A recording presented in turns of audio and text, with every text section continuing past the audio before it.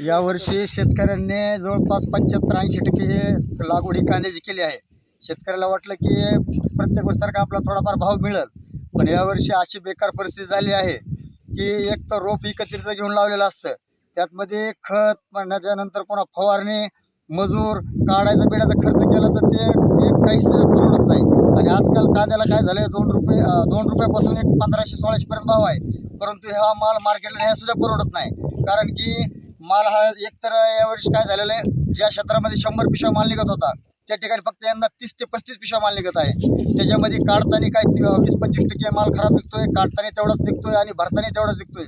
त्यामुळे यावेळेस शेतकऱ्यांची पूर्ण हा शेतकरी अति संकटात सापडलेला आहे. तरी सरकारने काहीतरी कांद्यावरती निर्यात उठवली आहे. जोपर्यंत निर्यात चालू होती तोपर्यंत 25-30 पर्यंत कांद्याचा भाव गेला होता, परंतु हे नगरपालिकेचं इलेक्शन लागलं, त्याच्यानंतर निर्यात बंदी केली आणि त्याच्यानंतर जे भाव पडले ते आज तुम्हाला सांगतो एकही रुपया शेतकऱ्याच्या पदरात पडत नाही. आज जर मार्केटला माल न्यायचा म्हणला तर कांदा बारदाण्याची पिशवी भेटते 47 रुपयाला एक पिशवी, आणि इथून भाडे तिला 50-55 रुपये.